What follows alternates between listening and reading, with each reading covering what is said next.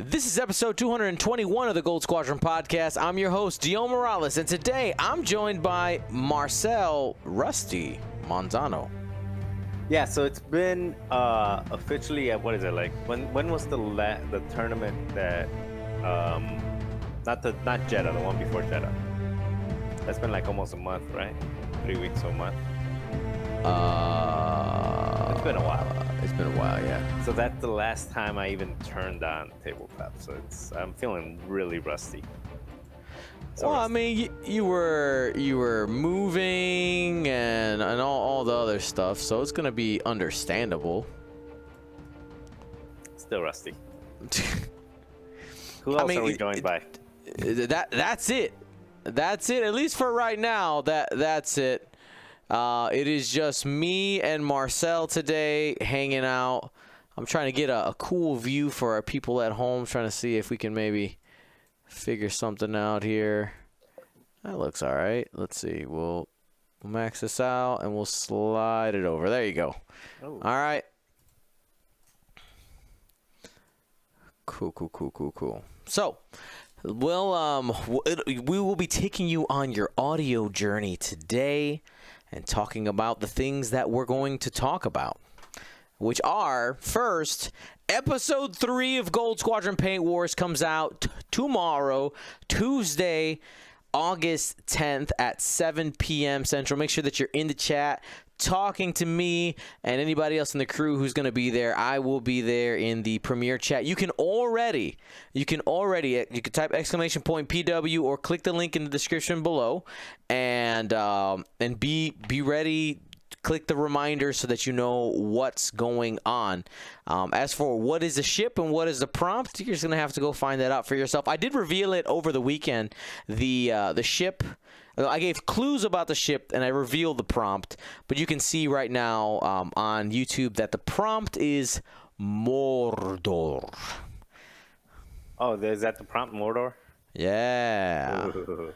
So I'm not, in a very selfish question, I'm not exempt from like trying to win those, right? Because I know usually like the rigged hashtag, like I get it, right? But I was like really hoping I won either Evans or like one of those. Like I was like, I want that. But no, it's fair. It's fair. Right. Like t-shirts and stuff like that. Yeah. I'll pass those on. But I think I got a couple. The big prizes, I ain't gonna do you like that. Hashtag rigged or not. Yeah, all right. Yeah. They have no way to prove it. They got no way to prove it. I mean, they don't know what slides under the door. That's right. Yeah. It just found its way there. Alrighty, so that's happening, and then this last weekend we had the Jedha Galactic Championship Qualifier. So if you were watching, we had a bunch of players. There was 190 something people signed up. I think we ended up with about 170 people actually playing. Which was great, and AMG released some new spoilers for a couple of pilots, so we're going to be talking about those first. But before we jump into that, I want to remind you that our podcast episodes are brought to you by our GSP patrons. Becoming a patron makes you a part of the largest group of supporters that GSP has. Patrons have access to patron-only channels on our Discord, and depending on what level you are, you get quarterly gifts. The next wave comes out in a few months, and it features Shadow Squadron, a set of Imperial pilots that you patrons get to choose. So go to patreon.com/Gold Squadron to become a patron today. And thank you to everybody who has already done that. Really, it does make a massive difference. Yeah. Make sure you throw William on there quick because he just jumped on, because he still has the pillow face marks on the side. So before those pillow marks. All right, I'm gonna have to change scenes here real quick. Let's see. Well, yeah. Hold on. Is it a pillow or is it a couch? Were you sleeping on the bed or on the couch? You close your eyes for a moment and The moment lasts a little bit too long. A moment lasts forever. There's a song, some song like that, right? Anyway, you know what? Something super random I want to bring up as Will brings his sunlight, his eyes brighten. I watched an awesome movie this weekend. It's a cartoon. If you're into cartoons and you like musicals, on Netflix, this movie called Vivo. Okay? Vivo. It's awesome. 10 out of 10, 5 stars. Do recommend. Great music, awesome story. I cried several times. It was good for the soul. It was good for the soul. Would recommend. No, not Vivo Las Vegas. Get out of here, first time caller. Go to bed. Go to bed. Go to your room. Anywho, would recommend. But we're going to start by talking about those 2 new pilots that AMG released on their social media platforms today. So we're going to go ahead and we're going to start with Nightfall. Let me go ahead and switch screens so that everybody at home can see it. There it is, Nightfall. This is one of the they're both TIE Whispers that got revealed today. Though, I want to take a quick time out. If any of you are wondering about, let me rewind. We've talked several times that the bases that have been used in all the pictures don't have the X, the arc X that's required for the ships. Every post I've seen, people are out there asking, hey, have you noticed this? And AMG has just not responded to any of them. Like, I've been actively looking to see if maybe they've been like, oh, don't worry about it, or everything's gonna be okay. There hasn't been anything. So if you're wondering about that, if you ignore it long enough, the problem goes away. Right? That's how it works, right? That's how. I mean, ostriches are still not extinct, so right. There must be some truth to it. Well, we're going to go ahead and we're going to start here with Nightfall Initiative for the 709th Legion veteran. The ability, after you fully execute a maneuver or perform a boost action, each ship you moved through gains 2 jam tokens. Initial reactions. What are you thinking, Marcel? Of course I'm loving it. I'm loving it, but also just make sure that people read it clearly before they start making their first builds. It's each ship, not each friendly, each enemy. That includes yourselves, not yourself, but your friendly ships as well. So you can double jam your friendly ships as well. However, as we'll find out later, that's not always a bad thing, because some ships gain benefits from being jammed, which we'll learn later. And of course, just being able to move through a ship, jam it twice, or even land in front of it, and then boost past it, jam it, and then rotate backwards to still get your shots on target against the double jammed ship. Just a whole ton of shenanigans. And then, of course, if you add the configuration that gives you the ability to jam, you can run past something and then still jam something else. I mean, this is just gonna be a jam fest. I love it. I mean, after we're done with all these, I want to kind of talk to you guys a little bit, just even for just a few minutes. Like, what I mean, these are going to be big game changers, because tokens are basically, we're in token stacking world, and now all of a sudden you're going to have 10, 12 jam tokens laying around, like being tossed left and right. So the Heras and the token stackers of the world are going to be a little bit struggling. Even Sunter felt like, poor Sunter. I mean, Sunter's going to have a hard time. So does that mean any Force pilot just automatically, the value of Force just shot up exponentially? I mean, yeah. This is crazy, but yeah, this is an awesome card. Not card, pilot. The initiative is decent at 4. That's kind of where like the heavy hitters are right now anyway. Yeah, I don't know. What do you think, Will? Did you wake up yet? Are you? Yeah, I'm up. Okay. What this reminds me of is you're actually alluding to it with the flyover and rotate is starboard slash. Starboard jam. Yeah, starboard jam, exactly. And yeah, I would agree that the initiative is just right. So you're moving before aces can move, so they can't do anything about it. But you have the potential to boost like through lower initiative ships as well. So yeah, there's going to be a lot of jamming. I don't know if it's going to be as easy as people think it was. We all thought starboard slash was just going to be, oh yeah, you just fly through people, of course. Yeah. And I look how that turned out. Who's flying starboard slash still? Nobody. Yeah, but I mean, I think the ability is a little better here. Like if you trigger a strain, it's like okay, whatever. Especially if you trigger a strain on a high initiative ship, you're like, whatever. I'm just doing a blue maneuver anyway, so like 0 impact. The impact on this is much greater. I mean, double jam. That's 2 jams. That's fair. I mean, Vader if it said 1 jam. Yeah, like it'd be different.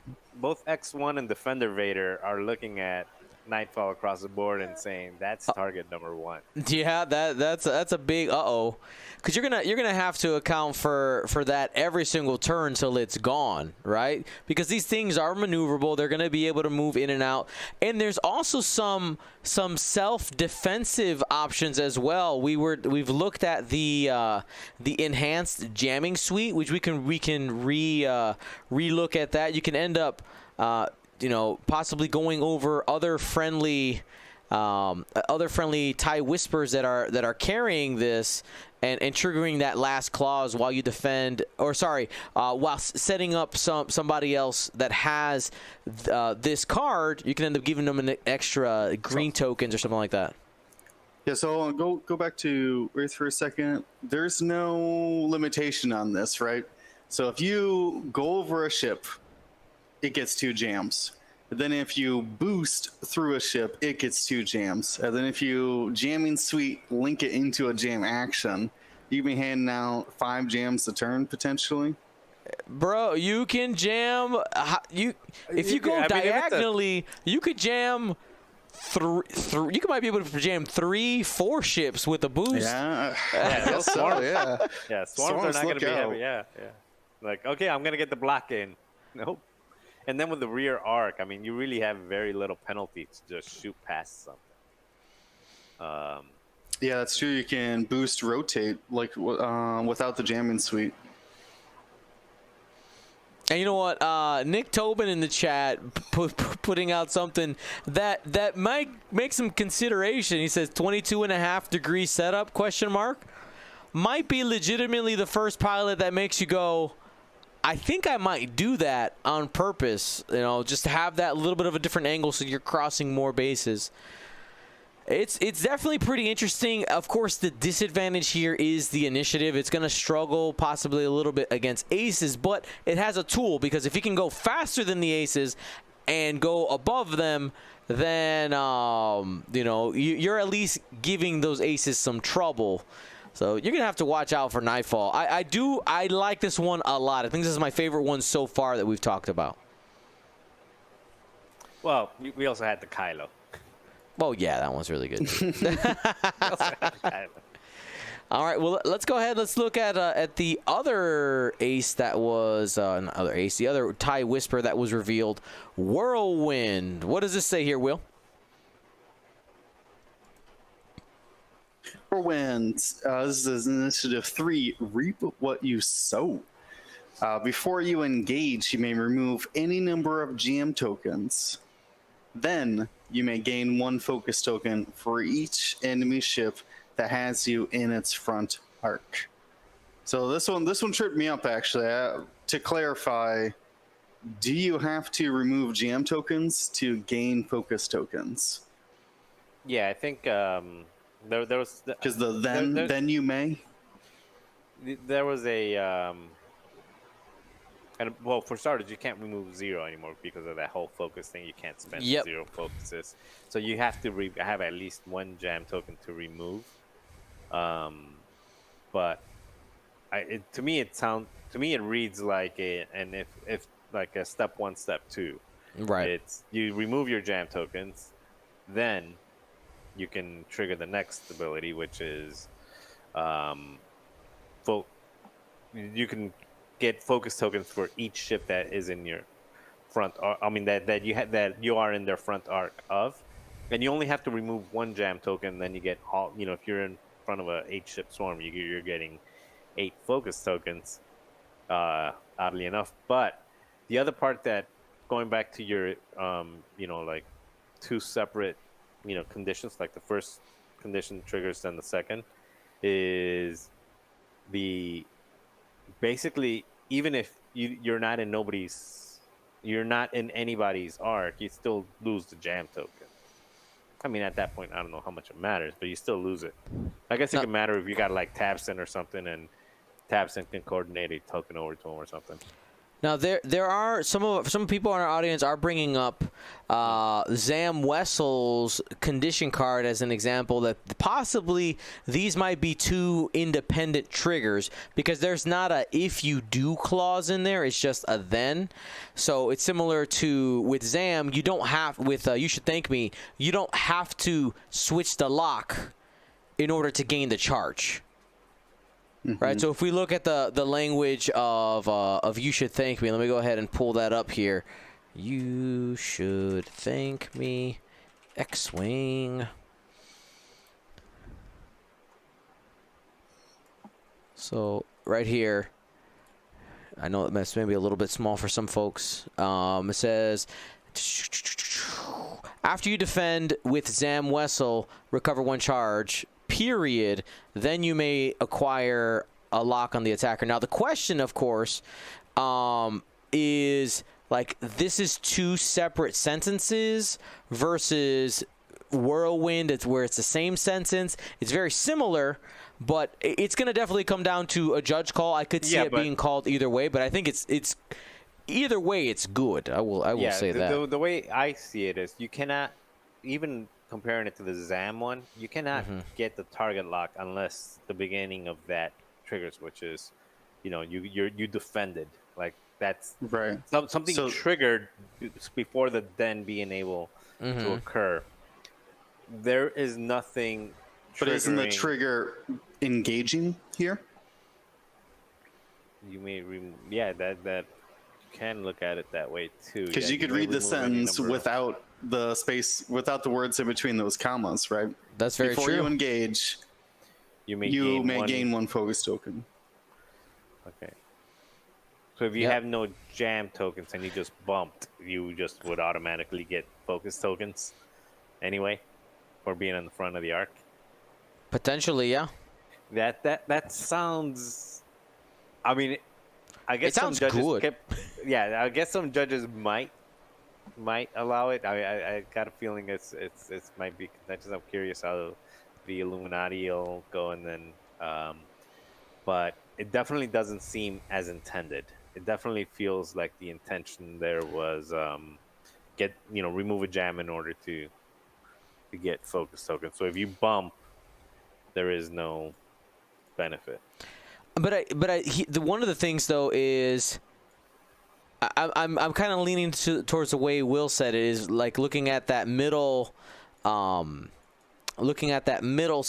section as kind of, it's not necessarily step 1, step 2, especially because it says may. Like you may do this thing, then you may do this thing. It's just kind of like option 1, option 2. You can take both if you'd like. A couple of folks are saying to pull out spare canisters. Let's go ahead. Yeah, I was reading spare parts canisters. They're referencing the action, spend 1 charge to drop 1 spare parts, comma, then break all locks assigned to you. I could see the argument there that, yeah. But see, the trigger there, though, is the action. You start spending the action, and you go through the syntax of spending the charge. But see, because there's nothing before that. You know, it doesn't say if you're in any arcs, you may spend 1 charge. Blah blah blah blah blah. So I don't know if that's the best example of X1. Yeah, I'm gonna go with if I'm going to go on the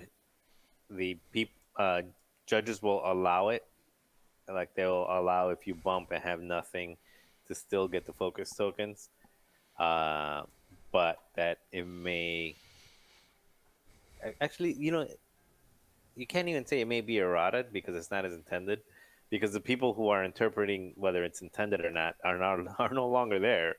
Right. AMG didn't intend anything. They didn't build this. Right. It's very true. There is no intention. The intention is somewhere else. I mean, essentially, D and Chris Mitchell are the ones who are going to get to decide since they're in charge of the rules for him anyway.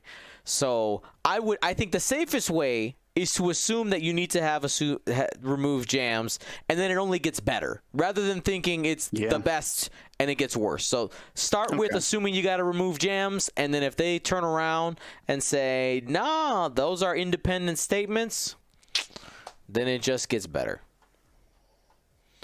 So, but I will say that either way, especially like I think either way this is going to be really good. Though if they are independent systems, independent clauses that can trigger independent of each other, this Initiative 3 Whirlwind is almost a no-brainer to take if the price is right. So I'll give you another example of why, you know, it's in my mind it's definitely just not not the way it should be. And if it is selected that you can, you know, that they're independent, that it should be errata, you can, because you're not having to get rid of a jam token means you're not jammed, which means you can move, evade, and then get a bunch of focus tokens. So now you're evade and focused, or you can move, target lock, and now you're target lock focused. So I mean, yeah, or you can. Yeah. So it just opens up things that you know are not intended. Like, you know, they did not want you to go move, you know, become a defender. Okay, I'm going to move, I'm going to evade, and then I'm going to get 5 focus tokens on top of that. Or I'm going to move, target lock, and get 2 or 3 focus tokens. I mean, even this with advanced optics already is guaranteeing 2 hits almost every time. And still having tokens for defense, especially against swarms. So, again, actually, one thing, right. Catherine Nexetta did point out something that the ability essentially could read, before you engage, you are Luke Skywalker. No, one force does not equal one focus. I know, you're better than Luke Skywalker. There's a significant difference between force and the other thing is, Luke has to be shot. This one doesn't. This one just has to be in those arcs, and it doesn't have to be in the firing arc. It's in your front base. So if you got a bow tie that's facing sideways, you're still getting those tokens. So you're not getting shot, but you're still picking up the focus tokens or token for it. So it's crazy good, and I hope that it's ruled that you need to have a jam in order to start the trigger. Sorry, Chunky Weevil. Did you see that one there, Will? Chunky Weevil says, before you engage, give significant opportunity to be initiative killed. I mean, yeah. I mean, it does only have 2 agility. That is the other thing, is defensively, it does only have 2 agility. It does. And you can also do something like, you know, it's not going to be flying by itself. It's a good candidate to take benefit from swarm tactics. Right. I was going to say, is this a swarm tactics? You know, get midnight or get, like, you know, hollow. Quick draw? Whatever, quick draw. Just go joust this and quick draw together? Yeah, like, who do you want to shoot? That's true, yeah. The disadvantage here being that you do have to have engaged. So if you never reach that Initiative 3, it never happened. So, yeah, you see what you get. But also could be a candidate, I think, for, again, going back to the enhanced jamming suite, If you're just like, yeah, give me all the jams, I have the extra defense, and then you just shrug those off. Because I think that might have been the intent, is like making this one really work well with the enhanced jamming suite. It's like, jams, get rid of them, now I got focus. But we'll have to wait and see how that works out. I think at the very least it would be an interesting pilot. Should we cover the enhanced jamming suite again? They released a high def version of it, but so anybody who didn't see enhanced jamming suite, it is a configuration. It's real configuration real. with the text slot. TIE Whisper only gives you focus to jam, link to jam. These are all white, by the way. Focus to jam, barrel roll to jam, boost to jam, or just jam. And the ability says, while you jam, you can choose yourself or another ship. While you defend, if the attacker has no green tokens or there is a jammed ship in the attack arc, you may roll one additional defense die. So, I can't wait to fly this stuff, and I can't wait to not fly against this stuff. Like, flying against it is going to be painful. Yeah, well, the first ship to be like, all right, I get to play against false transponder codes. Come on and lock me. Bring the jams. Pump up the jam. Pump it up. I feel like this card is based off the GSP Space Jam event. Hey, you know what? It could have been Max's Brook, just like swan song to us. I'm going to believe that it is. This is for us, guys. Space Jam, right there. If you don't know what I'm talking about, our very first set of online events that we ran at the start of the pandemic was the Space Jam series. So that's what we're referring to. Alrighty. Some people in the chat saying, I'm scared. The suite is so good. It can be. It gives you a lot of options. I will say. It does give you a lot of options. Is it going to be the most optimal? I don't know. But it does give you options where you could end up jamming an enemy ship. You have a third die and a focus or something like that. You can make yourself a 3 agility ship with mods, but you can also, if you need that high ceiling, you jam yourself, and now you have 3 agility, but you probably don't have a token at that point. But if you need to roll 3 dice, you got the option there. Unless you're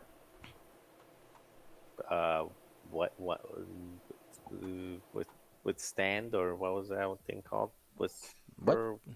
Nightstand. Whoa, what are you talking about? What ship were we just looking at? The last ship. Whirlwind? Nightstand, Whirlwind. It's close. Nightstand. Right, but Nightstand has to have engaged. I'm talking about when they're defending. Yeah, when they're defending. But yeah, you see, I'm just saying it still defends that with 3 agilities, and it can still gain a bunch of tokens. Yep. On the way out. And Nightfall can set up all the jams as well, just like fly by.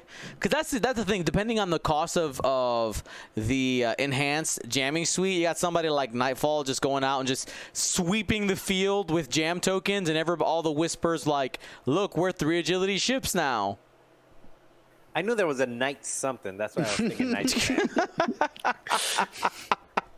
Whatever. Of course, yes. So those are the 2 cards. Excited to see how they come to fruition. Again, they are being released September 24th.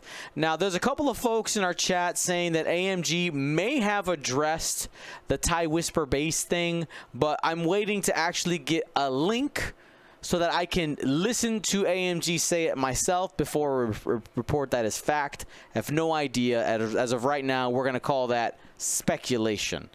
But all the evidence I have seen personally says there needs to be some type of solution. We'll find out what it is when it comes. But we are jumping to this last weekend's event. It was pretty awesome. We had the Jedha Galactic Championship Qualifier. And it was popping off. There was a lot of people who were playing, and we are starting at the very top of the mountain to go over to go over these lists. We're going to break them down for you. If you didn't catch it, it is available for our Twitch subscribers to watch now live. And, of course, the videos will be going up on our YouTube channel in the next week or so. Let's go ahead and switch on over so that we can start breaking down some lists. All right. Marcel, you want to start with the champion? Yes, so the champion. The champion is my formerly disowned friend. He's allowed to be my friend again. Andrew Durham. You guys might also know Andrew as the squid, the Leviathan, or whatever you want to call him, the Kraken. When we did the Wednesday night Gold Squadron match against the Kraken, Andrew was was autopiloting that thing, and he flew a list that William and I are very familiar with. It's Major Von Reg with Lone Wolf and Afterburners, and then Kylo Ren and the TIE Silencer with Supernatural Reflexes, Prime Thrusters, Proton Torpedoes, coming in at 188 points. The same list that Doug Howe has been flying during the XTC for Team USA. And I believe Andrew, I heard the interview at the end. I believe Andrew said he was tapping into Doug's brain a little to see both the matches that he had recorded or that he saw on stream, plus just asking him questions about it. And yeah, it's not an easy list to fly for sure. It's actually, I also flew this for For the showdown? For the showdown, and my Von Reg survived like a whole 2 turns before. Turns out he's not a good jouster. Yeah, there you go. You corrected yourself. You continue. But Andrew and Doug are way better at this, and the results prove it. Yeah, it's a super cool list. Kylo Ren with Supernatural Prime Thrusters is the most annoying ship to play against if you're not an I-6. Even if you're an I-6, it's still annoying. But it's just I don't know how. It's not fun to play against, to chase it around, because you can't really catch it. Congratulations, Andrew. Good guy, well deserved, and happy for him. Alrighty, and then runner-up we had out of, by the way, Andrew Durham's out of Canada. Then out of Kentucky, we had Donald Williams. Go ahead and break it down, Will. All right, Donald Williams rocking 4 HMP gunships. They all have the repulsors lift stabilizers, allowing them to do that side slip maneuvers. Starts off with DGS 4 or 047. It's the one that gives you free locks when you attack, with Diamond Boron missiles, Zam Wessel, and probe droids. So really a support piece in here, because the HMPs have that networked aim. They really like having locks, as many locks as possible, and that's basically 047's job, is to get locks out there for the team. The rest of them are 2 Geonosian prototypes, with the MVPs that we had for Donald in his previous games on stream. Not so much the final. I don't think they ever made an appearance in the final, actually, which is why, like I said, he might have gotten second place, because those Discord missiles were launching the buzz droids out were absolutely clutch in a lot of games. The 2 Geonosians also have the Singed laser cannons for 3-dice guns at the front. Then rounding it out is a Bactoid drone. That's an Initiative 1 with concussion missiles, and K2B4. That's the relay that allows you to spend a calculate, to add an evade unless the opponent gains 1 strain token. So a little bit of defense there. And honestly, it's we saw a lot of variations on 4-inch HMPs in the top cut. But I think the perfect balance of utilizing the Discord missiles, having the extra support with 047 giving out locks with ZAM and the Dark One probe droids, and then I think all of the HMPs have been rocking the K2B4 for a little bit of defensive tech. And then, flew them mostly in formation. Had to break up a couple of times to find a better engagement. But yeah, Donald flew them very well. Even flew them this morning. He couldn't get enough of it. I was watching him on stream. He was still playing them for HMPs. He was riding high still. Hey, I mean, when you got a good thing, man, you just let it ride. Alrighty. Now, before we jump to, as we continue down, I do want to do a quick faction breakdown. A lot of people like their faction breakdowns. Here it is. You actually can see this chart as well as the full Jedha bracket on our website, goldsquadronpodcast.com, as well as the other events that we've had. Just go under the Galaxies 2021 section and go to Galaxies results. The newest event will always be on the top. So, faction breakdown, we had a top 32 because of the number of players. We had a total of 19 Separatists, 18 Republic, 32 Rebels, 35 Scum, 32 Imperial players, 10 Resistance, and 18 First Order. And then when it came to the cut conversion, let's go ahead and compare some of those numbers. So 19 Separatists came in, 5 made it into the cut. 18 Republics came in, 4 made it into the cut. So it's pretty consistent so far. Then you get to the 32 Rebels. Guys, only 2 made it in. That's a little bit rough. Then Scum, 35 total present, only 5 made it in. I know 5 sounds like a big number compared to the other ones, but compared to the total faction representation, not a great conversion. Very similar for Empire, had 5 representatives in the top 32. Then the Resistance brings in 2 out of 10, so that's 20%. Not too bad, not too bad. But the First Order, 9 out of the 18 players who brought First Order made it into the top 32. That sounds like a successful run for the First Order. That is a 50% cut conversion, guys. That is that's interesting. I'm curious. I didn't watch much this weekend, just on and off, so I don't know like what kind of lists there were. Or, if they were all like the same AC type of lists or some Malrus things, but that's definitely, I mean that's a change. I'm surprised there, and I'm also curious, just in your guys' opinion, on the Rebel. Like, Rebel have the tools. I mean, they have some of the best ships out there with those A-wings now, and then some of the additional tools. I think probably. My mind goes to, I think some people are leaning too heavily into the tech and not going back to like what's traditionally worked, and they're trying to lean too heavily into Hera and some of the new A-wings, where like the old Han Solo and the YT 1300 regen Solo dash, double tapping dash, like some of those are still really good.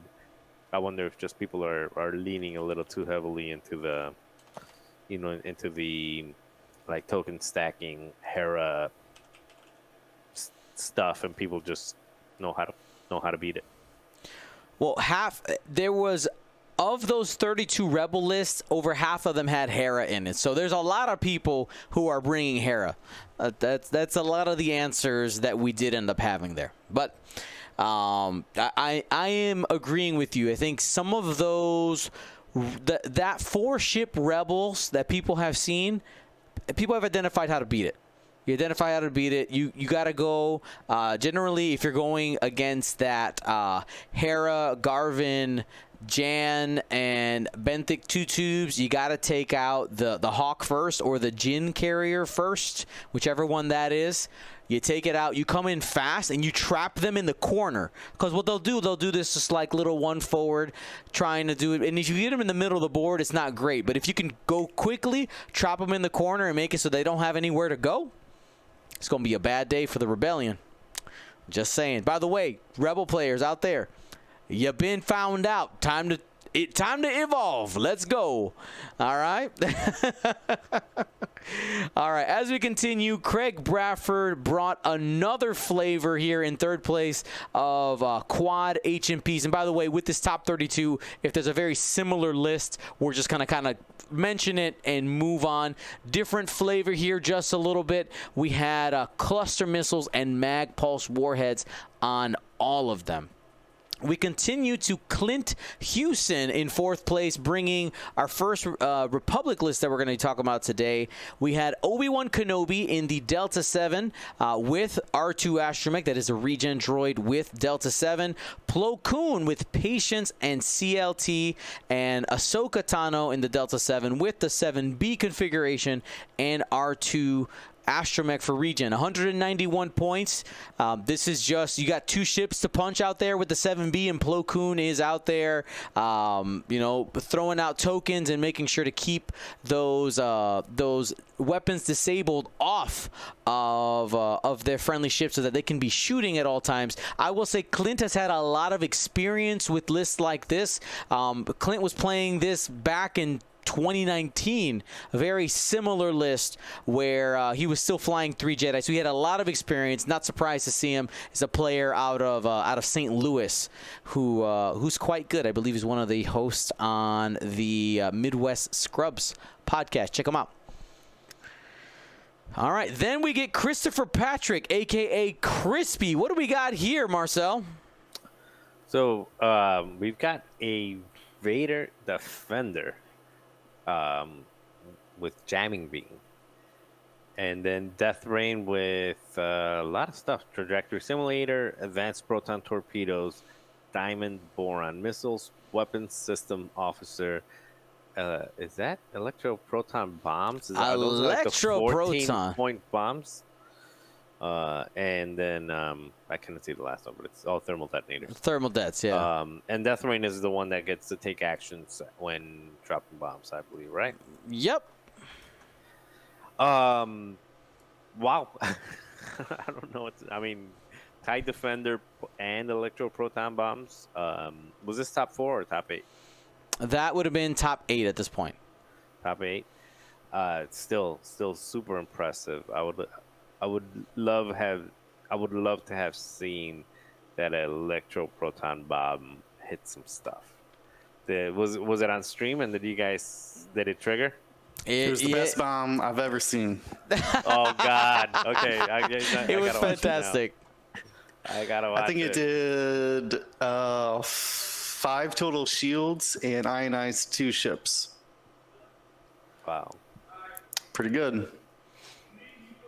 Top 8 game. Would recommend. It was very fun to watch. But yeah, we got to see TIE D Vader out there. Pretty awesome. Yeah. No, big ups to a lot of the people here. I mean, it seems like the list were very, very cool. By the way, just want to point out another appearance of diamond boron missiles. If you're sleeping on that missile, it's good. Guys, it is good splash damage. You have a 3-die attack, especially if you're carrying around on a 2-die attack ship, and you have the potential for splash damage. Take a look at it, guys. Take a look at it. All right, next we have Ernostas Ramanuskas. What do we have, Will? All right, Ernostas brought a Boba Fett in the fire spray and Captain Nim in the Skurg. Boba's got Fearless, Proxy Mines, Proton Bombs, False Transponder Codes, Hull Upgrade, Ablative Plating, and the Andrasta title. The Andrasta title gives you a reload and that second bomb slot. This way you get Proton Bombs and Proxy Mines. Normally reserved for only Iman, but not in this bombing list. It isn't. So you get the ablative plating as well, which allows you to, I believe the exact word is, if you suffer a damage, you could spend one of its 2 charges to not suffer the damage on a friendly bomb. Only friendly there. So a lot of automatic damage, utilizing some of the best upgrades out there, the false transponder codes as well, and fearless. So that's a very, very scary boba. Then you have Captain Nim with expert handling for the white barrel roll, ion cannon turret for the extra arc. Dengar says if you shoot and you either have to remove a green token or risk rolling a die, you can remove a green token on Dengar gunner, right? Am I going crazy about that? Oh, you can for sure. Yeah, it's either or. Yeah. But if you choose not to remove a green token, there's a chance for damage. That's right. Then all the bombs as well. You got seismic and proton bombs, because both of them work with trajectory simulator given to the Skurg through the Havoc title, and of course has a hull upgrade as well.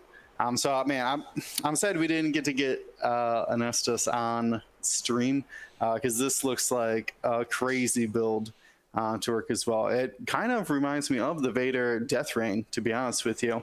I have one ship who just comes in, starts launching as many bombs as possible before they go out, and then you have a super thick in-game piece that just tries to solo the rest of the whatever's left for the opponent after all the bombs have dropped. So super cool to see. Yeah, Ernostas fought against Clint Hewson, that Republic list, in the top 8. I bet that would have been an awesome match to watch. We ended up we were on another one, but Clint had the 191 to Ernostas' 193. Oh man. Probably was a tough one for the scum, but let's keep it moving here. Brian Barry Barter, another one of our top 8 competitors, brought your what you expect with the rebels out there with Hera, the only Hera, Benthic, Garvin, and Kyle Katarn in the Hawk. The only changes here that are a little bit different, of course, Hera has vectored cannons, with a decision to bring it there to be able to have some answers out the back arc. One of the awkward things that can be an issue with Hera is getting shots and being in a safe place. So having that back arc can make a difference. We move down here. Cam Murray, Zam and Django, pretty standard build out there. Bidding all the way down to 189.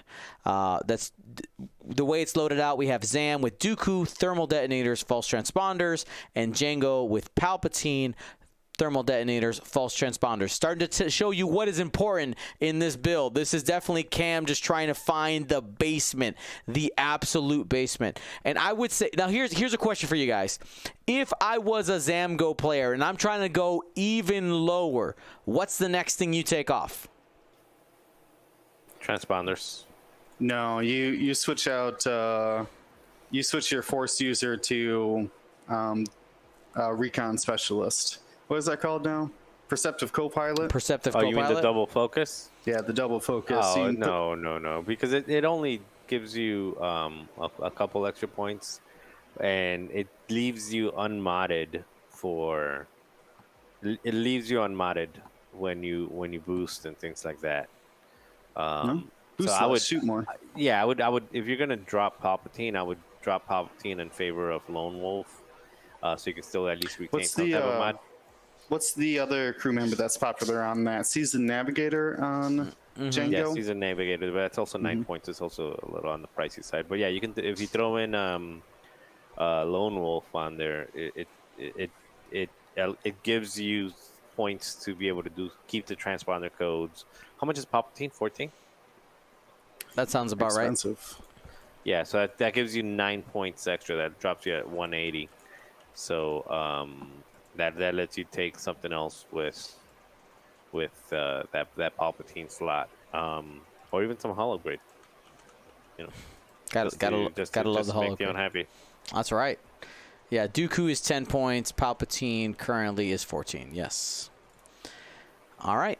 So we'll keep going down here. Nicholas Duran brings us our next flavor of First Order. Take it, Marcel.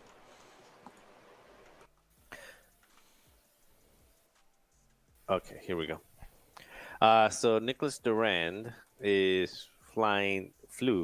the Holo with Proud Tradition, TN3465, the TIFO with automated targeting priority, and then 3 Zeta Squadron survivors with actually one of them with automated target priority, ATP, and 2 of them with Special Forces gunner. So it's a 5-ship list. It's something we've seen before, but he's his own little variants. I think those Special Forces gunners bring a good amount of pop that other variants of the Holo +4 don't bring. So, I don't think it's anything too unique. We've seen many versions of this before, and Holo and other things is good.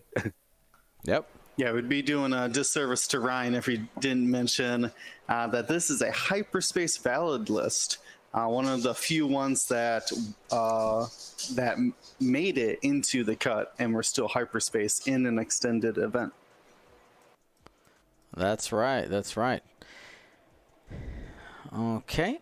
And next we have one of our locals, Nick Tobin, making the top 16 with another flavor. Our second Rebels here.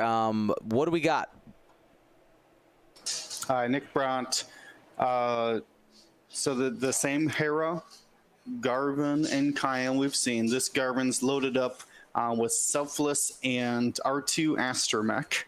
So you get weapons disabled for some shields back to be able to protect your friends with the Selfless.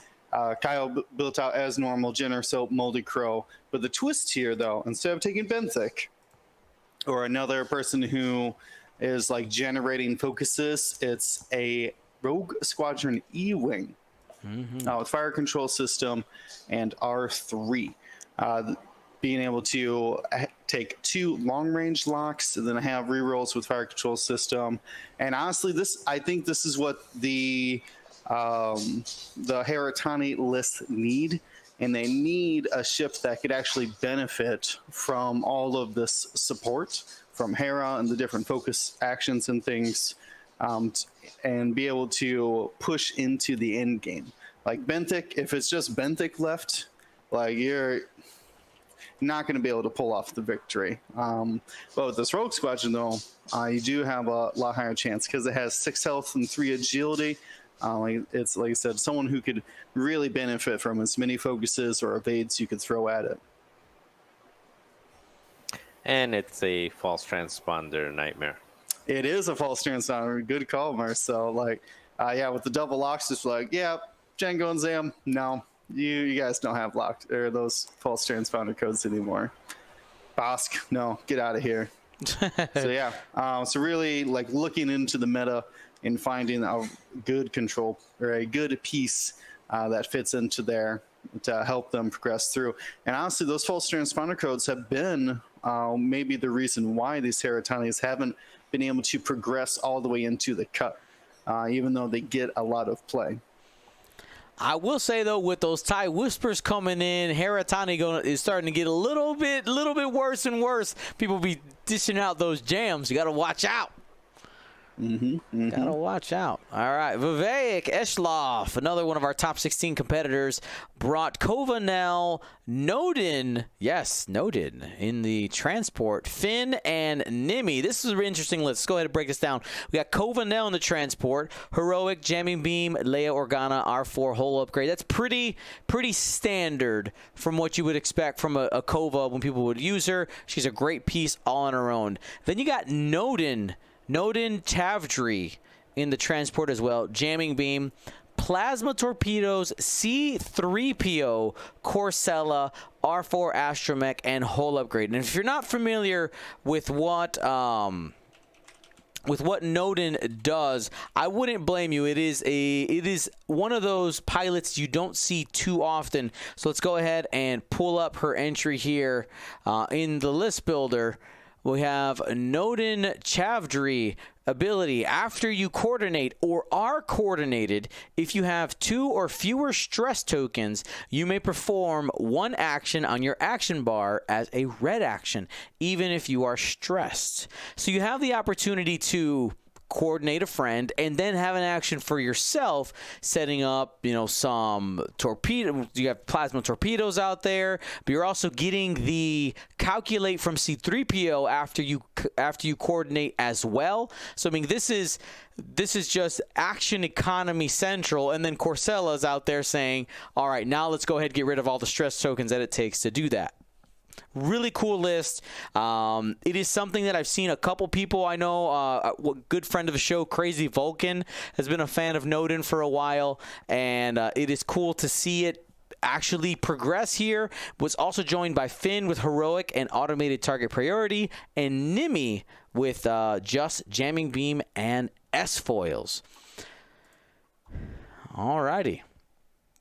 Next, we had Tara Devlin with a simple but effective list. What was that, Marcel?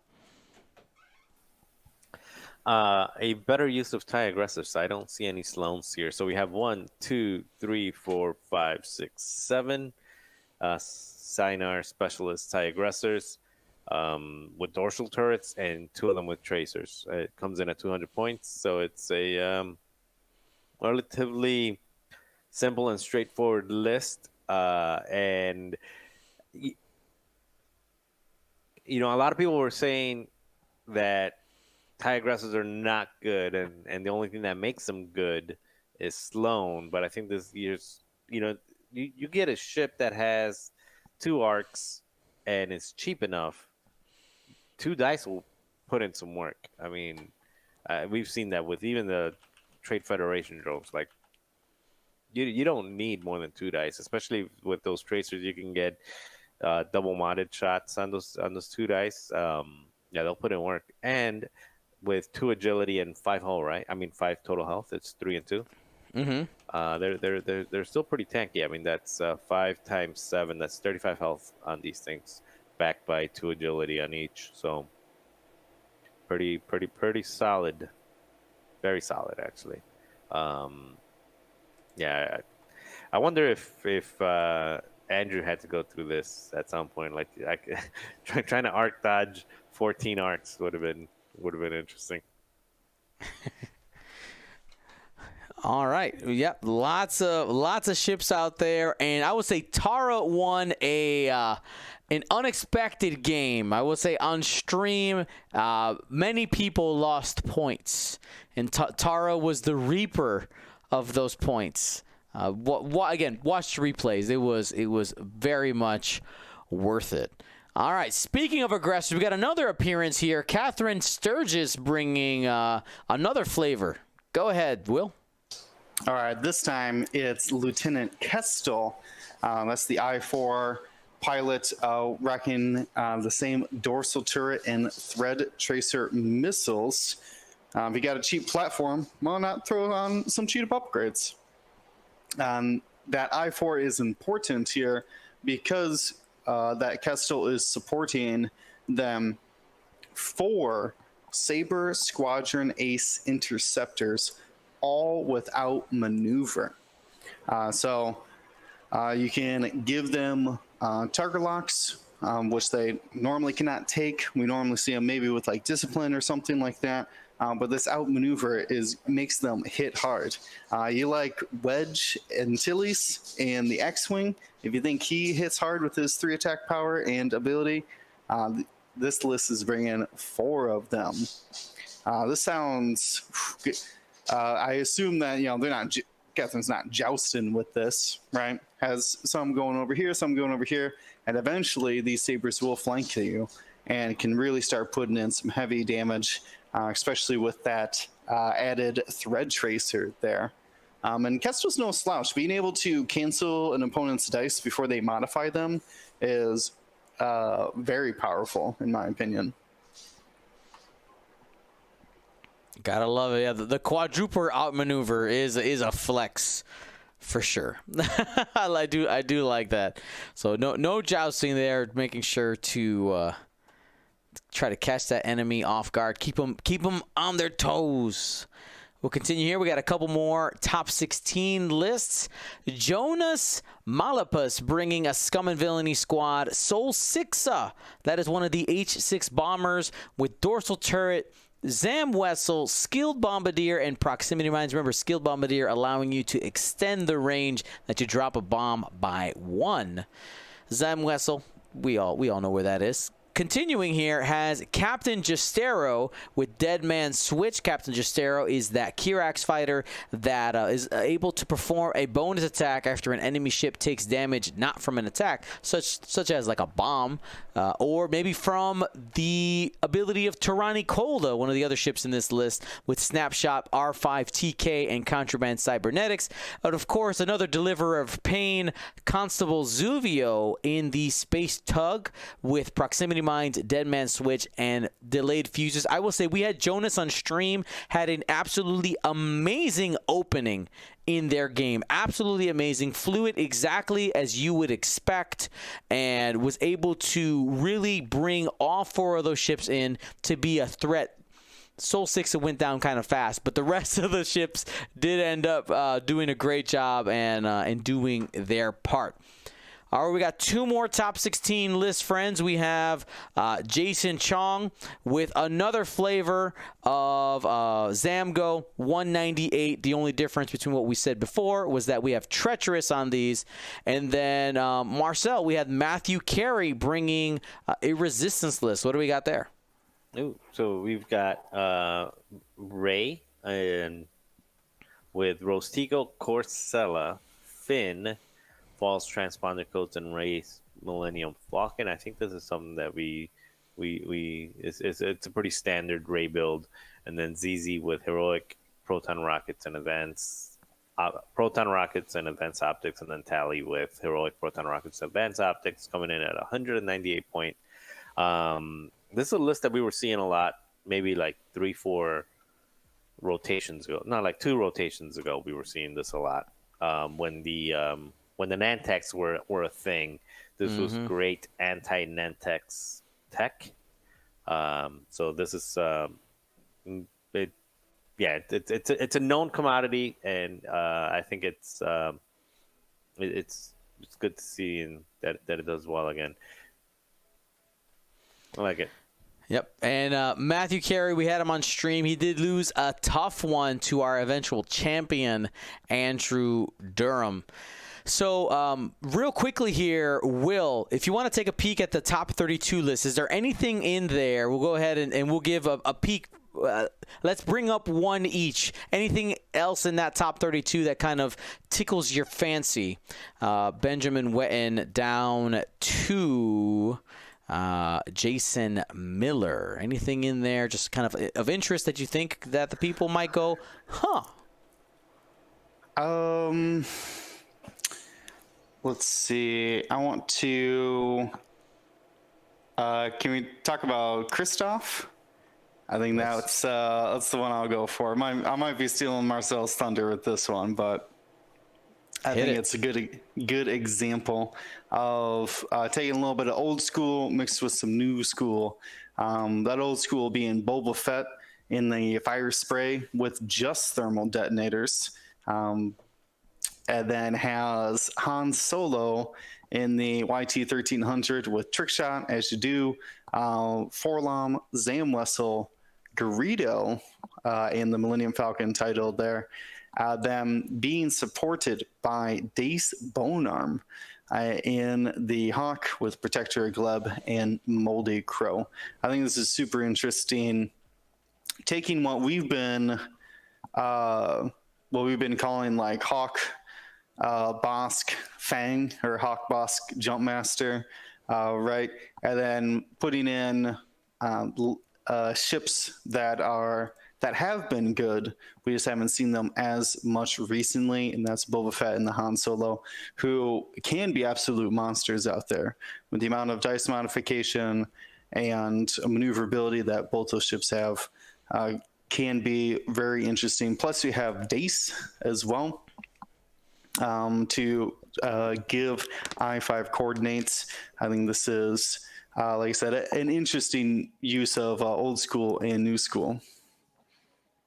Now, guys, I have a question for you. What's a name of a pilot that we did not mention at all today that has been all over the place and just kind of in one event disappeared? That's Bosk. Where's my lizard guy at? Where's he Bosk? at? Maybe people who were flying him didn't want to fly him for this event. Maybe they had qualified with him already, so then they chose not to. Or maybe they're trying to stay ahead of the meta, right? So if you think Bosk is good, well, people are going to start countering Bosk. So then you had to counter the counters, essentially. Our highest placing Bosk was Brian Bommersbach, who was in our top 32, but did not make it out. Actually ended up losing to the Haratani list in the top 32. But you know, there was 13 of them. There was 13 boss. So that is not a number to sneeze at. So from those 35 scum lists, a significant portion of them being boss and friends. It's just really surprising going through that top 16 and not saying that guy's name at all, because he's been such a menace in the last couple events. I mean, if we just go roll back a couple weeks to Dagobah, 3 of the top 4 lists had Bosk in it, right? Like, it was ridiculous. Mm-hmm. Yeah, that's. I mean, I think it's just a. You know, it's. There's so many things that can be good, and it just what matchups you get, who flies it.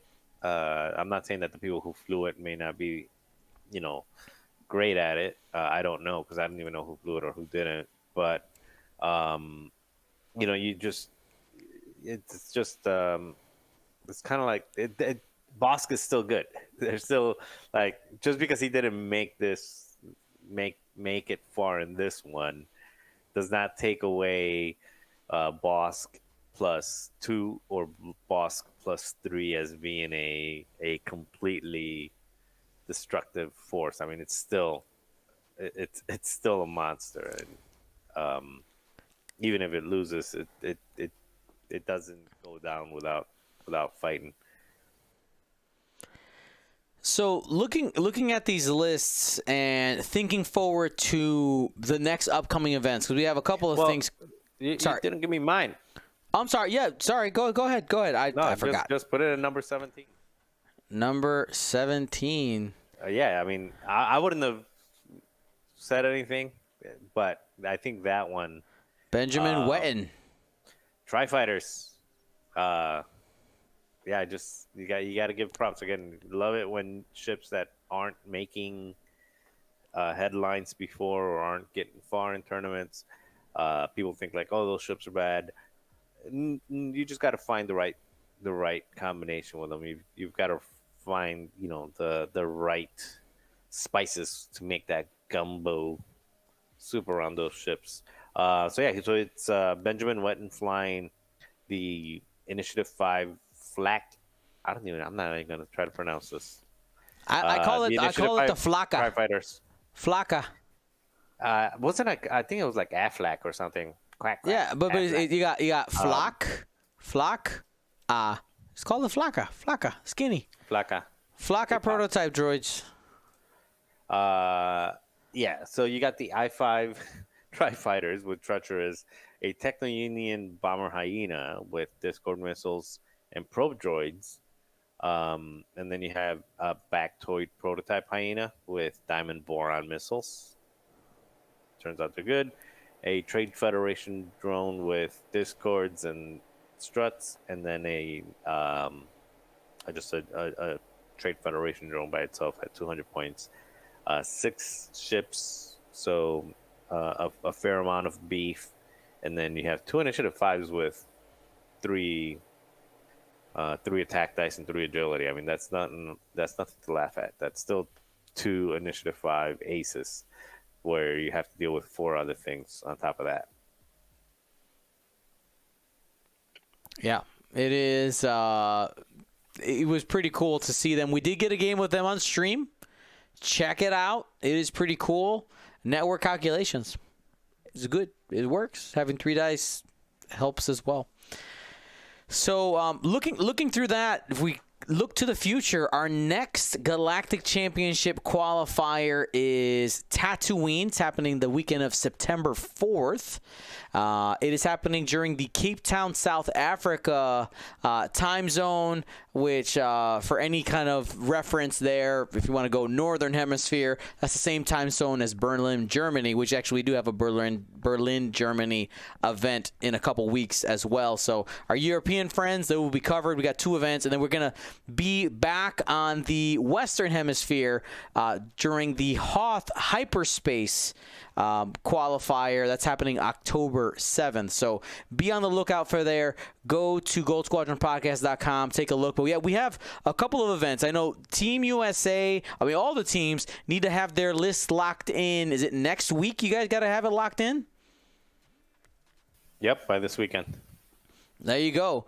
And we will be streaming. We are one of the streamers that's covering the XTC for the finals. It'll be 7 games. We'll be starting at something like 3 o'clock in the morning, United States time. Insert jab about it being a European tournament and trying to hold back Peru and the United States. Insert that here. I'm not creative enough. Singapore as well. Not only that, they came out with the tentative schedule for the the tentative matchup for the 9 games. Game 1 at 3 a.m. It's Peru against the United States. So brutal. We're gonna have 2 sleep. I'm trying to see if I can get us to play like, hey, let's sneak the games in like Friday afternoon so we can wake up at 5 a.m. Yeah, can we do that? Can we just do that matchup? Yeah, after everybody else. We just got to find out, because you got to remember those streamers are going to be assigned to you guys. So I know. Yeah, that whole thing. But anywho. Should be fun. So make sure you guys stay tuned to Gold Squadron. We got a bunch of X-Wing action coming up. And, of course, like we mentioned at the top of the show, Gold Squadron Paint Wars coming in strong Tuesday night, 7 p.m. Make sure to tune in. Mordor is the prompt. I'm looking forward to seeing your guys' reaction to this episode. You know what? I want to bring up something. You ready? You want to spill some tea with me? You want to spill some tea? At the end of each of the Paint Wars episodes, I ask a very simple question. If you let me know in the comments down below if you agree with the judges or not. The people did not agree with the judges in episode 2. There was a lot of people who were like, They didn't. It was interesting. Episode 2 was the one where the sea creatures. Don't spoil it. Yeah. Well, it came out last week. There's nothing to spoil. I mean, but maybe people haven't watched it yet. Well, if you haven't watched it, that's on you. Watch it. I mean, you literally gave them all away. Yeah, this is true. I did. In the last show. But, yeah, I didn't disagree with the judges on that one, but it was, it's very close, and I liked Evans a lot. Like the little watermarks. All 3 of them were good, but, yeah. The thing that I didn't get, and you saw the ship in person, is I was trying to find, in the episode he says he's gonna sneak in a G. Yeah, I found it. I couldn't find it. Yeah, like it didn't show or at least it didn't show clearly. It's there. It is very subtle. He there's a G shape, and it like the ends of the G, like the bottom, that little bottom that comes off a capital G, he like tails it off to something else, and the top as well, he kind of wraps it around. But it's there. It's at least that's what I perceive as a G. He could be completely messing with our brains. Yeah, it was fun. It was fun. So looking forward to seeing what happens. And I will tell you, I mean, we can continue to spill a little bit of tea here. So there are scorecards for each of these episodes. I will tell you that. They're not released to the public, okay? They're for my eyes only. But that episode, real close. it was real close. So, you know, it is what it is. We got a few more episodes left with season 1. We'll be going on a little bit of a break and then going off to season 2. But hopefully you guys are enjoying. We gave away, look, they're actually all 3 of them right here. We gave away all 3 ships from episode 2 already. All right, so they are already gone. And I am looking forward to giving some more away in the next coming weeks. By the time the next event comes around, we will have released 3 more episodes, I think it is. So plenty of cool things to be sending around the world for you guys who are watching. But before we log off for the night, Will, you got any shout outs you want to give? Anything you want to say before we call it a night? No, just excited about XTC. Hoping that Team USA can pull it off. It's on my mind right now as we're preparing lists. So I think we got this. Might be a little jarring for people who can't wake up that early, but I think we got this though. A couple of us are gonna have pillow marks on our face. Mm-hmm. Yeah, we're gonna be fine. We're gonna be fine. I believe. Marcel, you got anything else to add? No, like I said, I've been kind of out of it. Even on the on our XTC Discord, both the main one and then the Team USA one, I've been kind of out of the loop and everything. But yeah, like I said, everything is done. We're finished with everything here, so now I can start focusing. Oh, and I started a new job on Monday, so that's why this week, I quit my last job Friday, to get a new job next Monday. So everything is tossing around, and then XTC unfortunately is a little bit lower in the in taking up mind space right now, but so what I'm it'll jump back up. It'll jump back up, and it'll sneak back in. So it's not, yeah. What I'm hearing is you're hedging. What I'm hearing is hedging. By the way, for the finals, you sure? Are you sure? You know why I'm not hedging? Why? Because I performed worse than anyone during I went 3-3. And I stand by what I was saying, that you don't have to be great to when you run in a relay, you don't have to be the fastest person in the relay. You have to surround yourself and recruit the fastest people in the relay. And I believe I recruited the 8 people that, even if I fall my behind, that the 8 people that are part of Team USA will carry me to the end. So I am 100% confident in Team USA. Even if I'm not fully there, Doug, William, Tommy, Kenny, Steve, all of them, Matt, they're gonna carry me. So full confidence, not hedging bets at all. Fantastic. Well, hopefully you enjoyed this episode of Gold Squadron Podcast. Remember, we stream every Monday, Wednesday, and Saturday here on our Twitch channel. So make sure to join us, subscribe, do all the things that we appreciate. And of course, thank you to our patrons. You guys are the ones that make it all possible. So head over to patreon.com/Gold Squadron if you want to become a patron today. Get your hands on that Shadow Squadron loot. Thanks for watching. Be smart. Be safe. Gold Squadron out.